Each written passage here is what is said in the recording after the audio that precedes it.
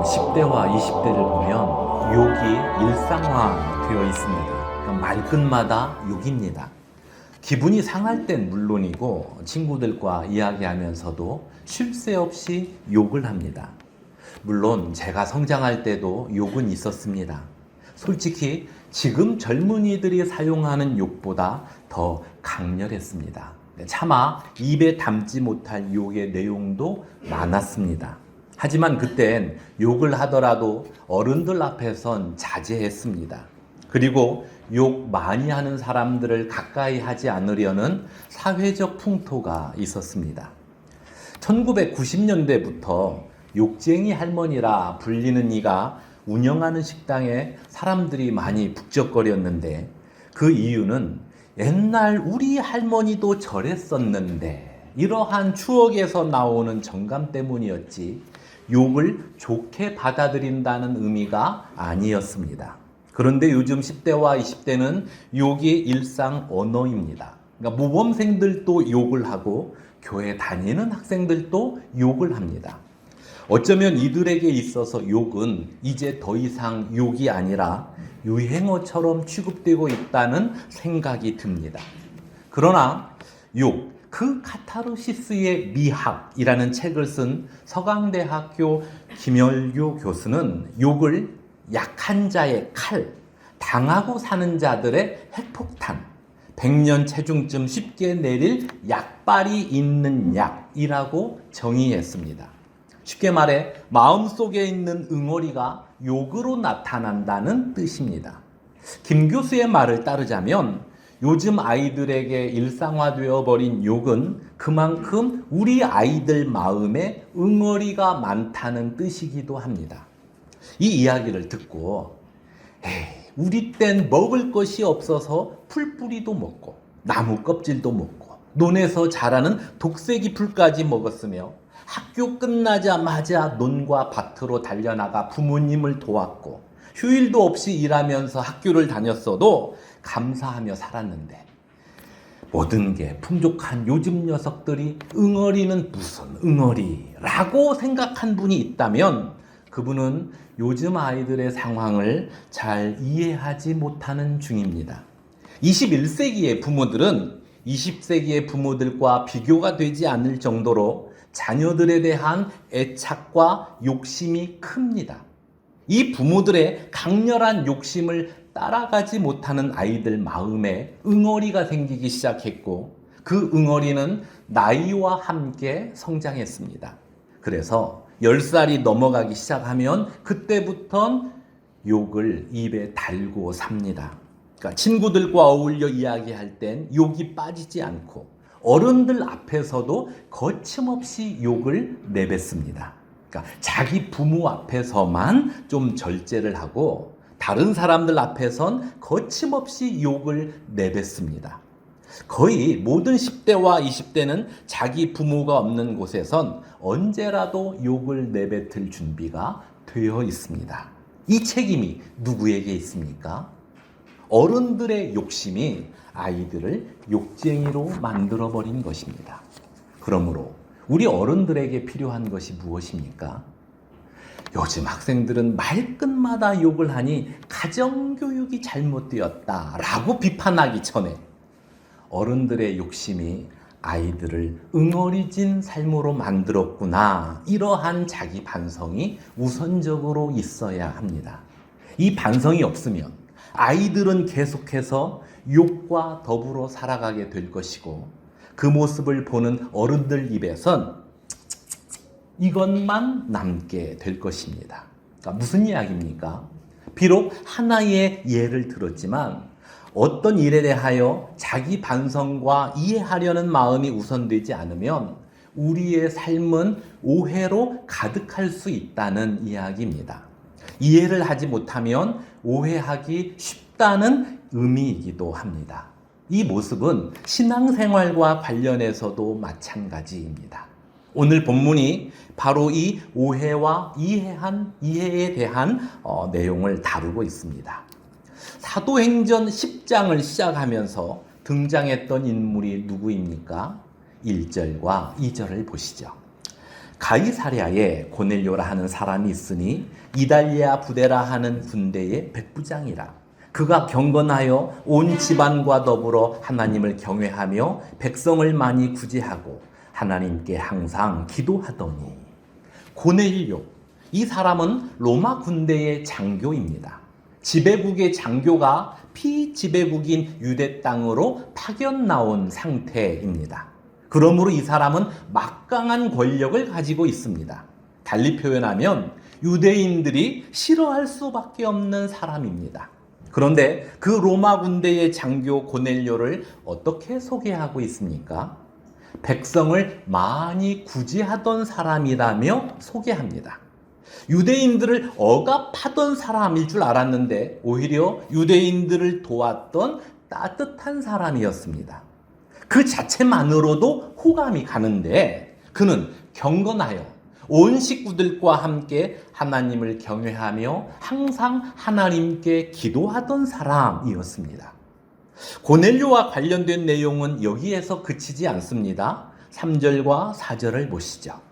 하루는 제9시쯤 되어 환상 중에 밝히 보니 하나님의 사자가 들어와 이르되 고넬료야 하니 고넬료가 주목하여 보고 두려워 이르되 주여 무슨 일이니까? 전사가 이르되 네 기도와 구제가 하나님 앞에 상달되어 기억하신 바가 되었으니.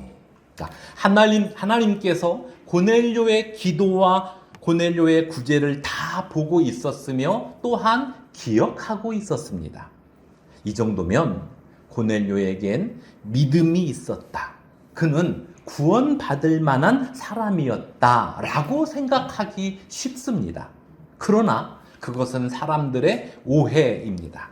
구원은 돈으로 살 수 없고 힘과 권력이 있어도 가질 수 없으며 많은 지식으로도 얻을 수 없고 선한 행실이 넘쳐나도 구원받지 못합니다. 즉 사람의 선한 행위나 훌륭한 인품으론 구원받을 수 없습니다. 구원은 오직 믿음으로만 받을 수 있습니다. 그리고 이때의 믿음은 무엇을 믿느냐, 즉 어떤 내용을 믿느냐의 문제입니다. 그래서 하나님이 천사를 고넬료에게 보내 고넬료로 하여금 베드로를 청하도록 한 것입니다. 무엇을 믿어야 하는지, 어떤 내용을 믿어야 구원에 이르는지 알게 하도록 하기 위함입니다. 이와 관련해서 고넬료는 아직 하나님의 의도를 정확히 몰랐던 것이 분명합니다. 하지만 고넬료는 천사의 명령을 따르기로 했습니다. 7절과 8절을 보시죠.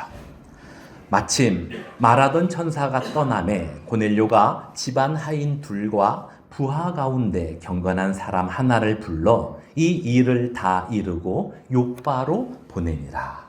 그리고 오늘 본문 9절을 보니 다음 날 고넬료가 보낸 이 세 사람이 제6시, 즉 낮 12시쯤 욥바 근처에 도착했습니다. 그때 베드로는 무엇을 하고 있었습니까? 지붕에서 기도하고 있었습니다. 이어지는 10절을 보시죠. 그가 시장하여 먹고자 하매 사람들이 준비할 때에 황홀한 중에, 그러니까 베드로의 기도가 거의 끝나가는 중이었던 것으로 읽혀집니다. 그때 베드로가 환상을 보았습니다.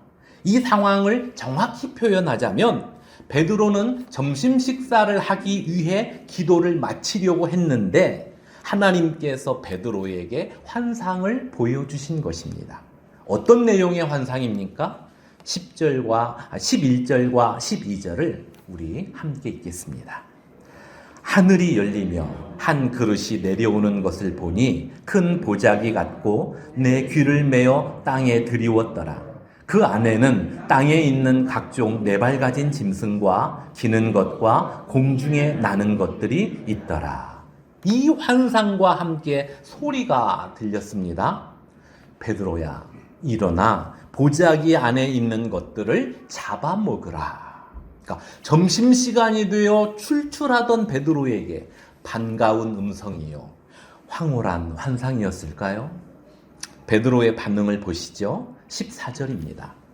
베드로가 이르되 주여 그럴 수 없나이다.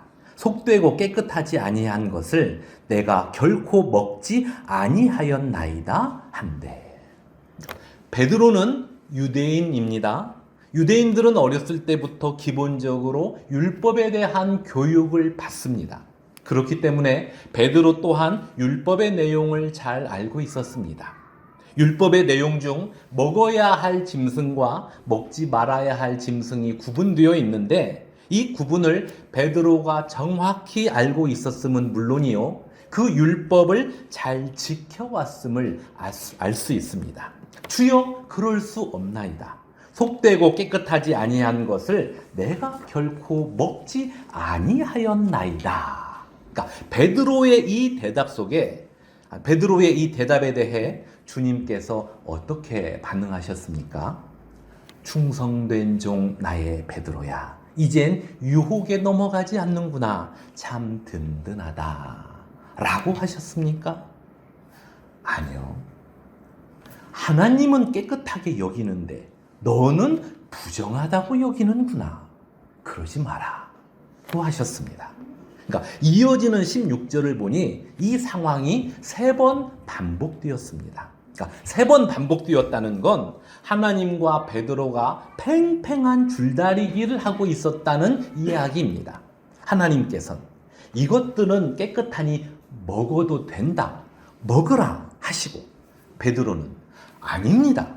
율법에 부정하다고 되어 있어요. 그러니 먹을 수 없습니다. 이러면서 팽팽한 줄다리기를 하고 있습니다. 이 줄다리기의 결론이 나지 않은 상태에서 보자기처럼 생긴 그릇이 갑자기 하늘로 올라갔습니다. 베드로의 생각이 깊어졌습니다. 이 환상이 뭐지? 하나님께서 무엇 때문에 이 환상을 나에게 보여주신 걸까? 베드로가 이 생각에 빠져 있던 그때 고넬료가 보낸 사람들이 베드로가 기거하는 곳에 도착했습니다. 그들이 문 밖에서 큰 소리로 말합니다. 베드로라 이름하는 그가 이곳에 있습니까? 그러니까 문 밖에선 베드로를 찾는 소리가 나고, 베드로는 방금 전 보았던 환상이 무슨 뜻인지 고민하던 바로 그때 성령 하나님께서 베드로에게 말씀하셨습니다. 너를 찾아온 저 사람들은 내가 보냈으니 의심하지 말고 그들과 함께 가라. 그러니까 이에 베드로가 지붕에 내려와 그들에게 말을 건넵니다. 당신들이 나를 찾아온 것 같은데 무슨 일로 찾아온 것입니까? 그러니까 그들이 대답합니다. 22절을 보시죠. 그들이 대답하되 백부장 고넬료는 의인이요 하나님을 경외하는 사람이라 유대 온 족속이 칭찬하더니 그가 거룩한 천사의 지시를 받아 당신을 그 집으로 청하여 말을 들으려 하느니라 한대. 그러니까 성경엔 표현되어 있지 않지만 22절과 23절 사이에 아하 하면서 고개를 끄덕이는 베드로의 모습이 보입니다. 여러분의 눈에도 보이죠? 그러니까 아하, 조금 전 보았던 환상의 의미가 이것이었구나. 부정하기 때문에 나는 먹을 수 없다고 여긴 그것들이 바로 이방인들을 가리키고 있었구나. 나는 그동안 이방인들을 부정하다고 여기며 멀리했는데 하나님의 생각은 달랐구나.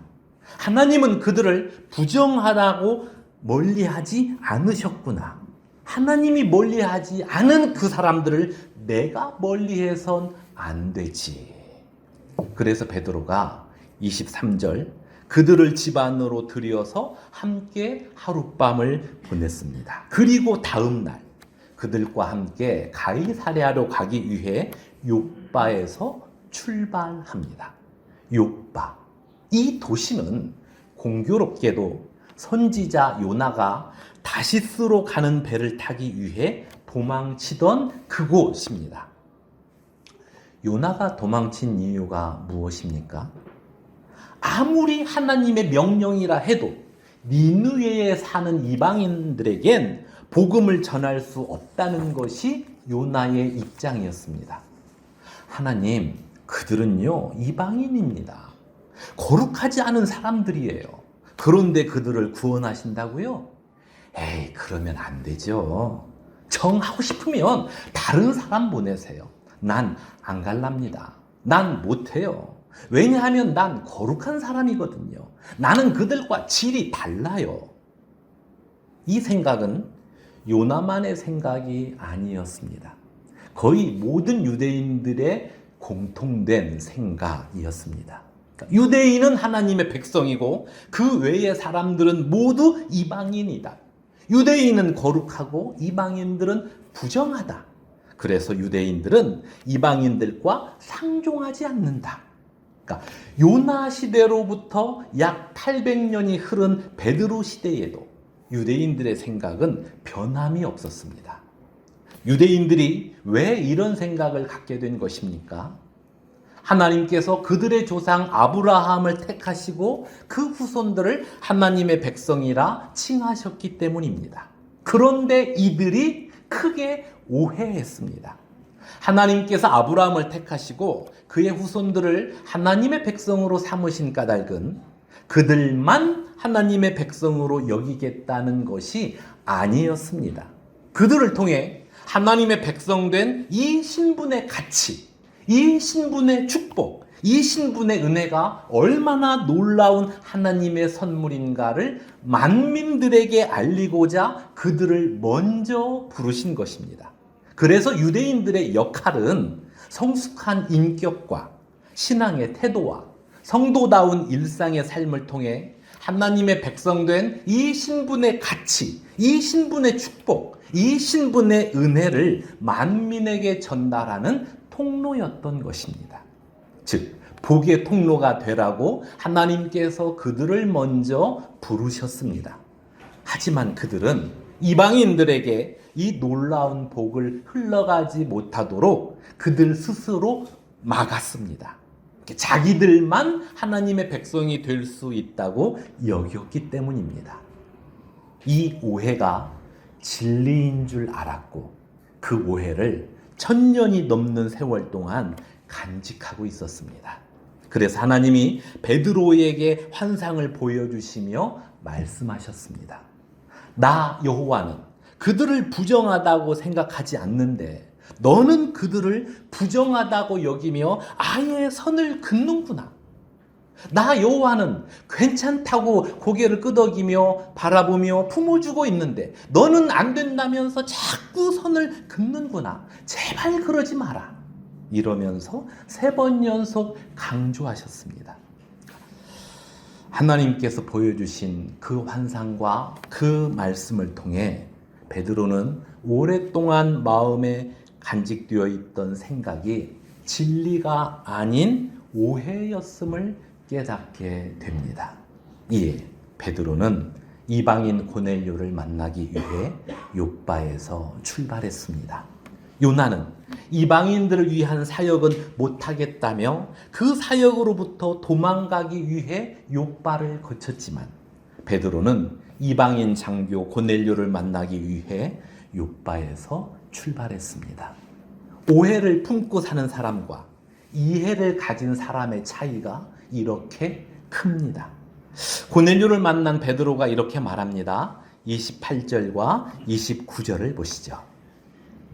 이르되 유대인으로서 이방인과 교제하며 가까이 하는 것이 위법인 줄은 너희도 알거니와 하나님께서 내게 지시하사 아무도 속되다 하거나 깨끗하지 않다 하지 말라 하시기로 부름을 사용하지 아니하고 왔노라. 묻노니 무슨 일로 나를 불렀느냐. 베드로는 하나님께서 이방인을 만나도록 하신 이유에 대하여 아직 100% 이해하진 못했습니다. 하지만 이방인들을 향해 가졌던 그 편견, 그 오해는 어느 정도 풀렸음을 알 수 있습니다. 이 상황을 곱씹어 보니 사람에게 있는 편견과 거기에서 나온 오해는 단번에 풀리지 않음을 알게 됩니다. 오랫동안 내재되어 있었으니 단번에 풀리지 않는 이 상황이 어쩌면 당연하다고 볼 수 있습니다.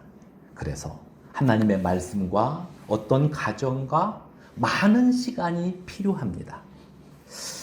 중요한 사실은 유대인들에게 편견과 오해가 있었듯이 한국교회 성도들에게도 편견과 오해가 있다는 것입니다. 열 손가락으로 헤아릴 수 없을 정도의 많은 편견과 오해가 있는데 이 성도가 저 성도를 바라보면서 생긴 편견과 오해는 물론이요, 우리가 섬기는 하나님을 향해서도 편견과 오해를 가지고 있습니다. 6년 전쯤, 그러니까 정확한 기억은 아니지만 아마 그 정도 되었을 겁니다. 그러니까 6년 전쯤 차를 타고 효자 삼동 주민센터 옆을 지나가는데 벽면에 큰 현수막이 하나 걸려 있었습니다. 그 현수막에 박남준 시인의 시 겨울 풍경의 첫 문장이 쓰여 있었습니다. 얼었다 녹았다 겨울빨래 말라간다 우리 삶도 그러하리. 그러니까 어렸을 적 저의 집 시골 마당에도 빨랫줄이 길게 늘여져 있었습니다. 그러니까 겨울에는 그 빨랫줄에 걸려있는 빨래들이 얼었다 녹았다를 반복하면서 말라갔던 기억이 납니다. 그러니까 시인은 그 겨울 빨래를 회상하면서 우리 인생도 그와 같다는 통찰을 보여줍니다. 하나님께서 돌보시는 성도의 삶도 이 겨울 빨래처럼 얼었다 녹았다가 반복됩니다. 그런데도 성도들에겐 어떤 기대가 있습니까? 우린 하나님이 돌보시는 백성이니까 언제나 햇볕이 내릴 쬐는 양지의 삶일 거야. 이 기대가 바로 오해입니다. 이 오해로 인해 어느 날 예상치 못했던 고통 앞에서 하나님으로부터 멀어지는 일이 발생합니다. 감당하기 어려운 고통일수록 하나님을 더욱 의지할 것 같은데 왜 고통 앞에서 사람들은 하나님으로부터 멀어지게 될까요? 우린 하나님이 돌보시는 백성이니까 언제나 햇볕이 내릴 쬐는 양지의 삶일 거야 라는 이 오해가 마음 깊이 자리 잡고 있었기 때문입니다. 오해가 깊이 자리 잡은 성도일수록 하나님에 대한 실망이 큽니다. 그 오해에서 출발한 실망으로 인해 하나님으로부터 멀어진 성도들이 의외로 많습니다. 저와 여러분은 이 오해에서 벗어나길 소망합니다. 성도의 신분은 양지가 맞지만 성도의 삶은 얼었다 녹았다가 반복됩니다. 하나님께서 왜 성도에게 양지만 허락하지 않고 겨울빨래와 같은 고통을 허용하시는지 그 깊은 뜻을 우리가 다 알 수는 없지만 분명한 건 겨울빨래도 결국엔 다 마른다는 사실입니다. 왜냐하면 성도를 향한 하나님의 돌보심은 결코 멈추지 않기 때문입니다. 전에 섬기던 교회에서 하나님의 돌보심이라는 주제로 설교할 기회가 있었습니다. 마침 그 주간에 주민센터에 걸려있던 그 현수막을 제가 본 것입니다.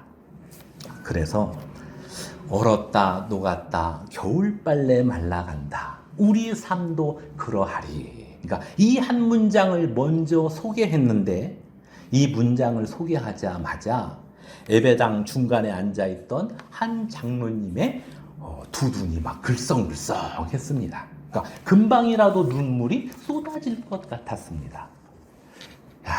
저 장로님께서 겨울빨래와 같은 인생을 많이 경험하셨구나. 어쩌면 지금도 그러하리. 그런데도 장로의 직분을 잘 감당하고 있으며 입에선 불평이 나오지 않고 몸으론 솔선수범하니 저분은 하나님께서 왜 성도에게 양지만 허락하지 않고 겨울빨래와 같은 고통을 허용하시는지 그 깊은 뜻을 다 알진 못해도 겨울빨래가 결국엔 마른다는 이 분명한 사실을 신뢰하고 있구나 라는 생각이 들어서 그분의 모습이 저에게 은혜가 되었던 기억이 납니다. 그렇습니다. 하나님을 향한 오해는 하나님으로부터 멀어지게 만들지만 하나님에 대한 이해는 하나님께 더 가까이 나아가도록 만들어줍니다. 그래서 무엇이 필요합니까? 날마다 말씀과 기도를 가까이 하는 이 신앙이 필요합니다. 또 다른 성도를 향한 오해는 그에게서 멀어지게 만들지만 그 성도에 대한 이해는 그를 더 가까이 하게 만들어줍니다. 이를 위해 무엇이 필요합니까? 그 성도를 위해 기도하고 그 성도와 자주 대화를 하는 이 모습이 필요합니다. 우리 은하수 교회 성도들은 날마다 말씀과 기도를 통해 하나님에 대한 이해가 더 깊어지길 원합니다. 동시에 하나님께서 함께하게 하신 이 옆에 성도들을 위해 날마다 기도하고 시시때때로 교제하면서 서로를 이해하는 넓이와 깊이가 더해지길 소망합니다. 이로 인해 하나님과의 관계 그리고 성도와의 관계가 더욱 친밀한 저와 여러분의 삶이 되길 주님의 이름으로 축원합니다. 기도하겠습니다. 하나님 아버지, 우리가 하나님을 온전히 이해할 순 없지만 하나님에 대하여 더 많이 알고 더 깊이 이해하길 원합니다. 또한 옆에 성도들을 온전히 사랑하기가 쉽지 않지만 이들을 더 많이 이해하고 더 깊이 사랑하길 원합니다. 이 마음을 따라 한 주간도 말씀과 기도로 나아가는 우리 모두가 되게 하시고 그 모습으로 살아가는 우리들에게 하나님 주시는 평강과 기쁨으로 충만케 하옵소서. 예수님의 이름으로 기도드리옵나이다. 아멘.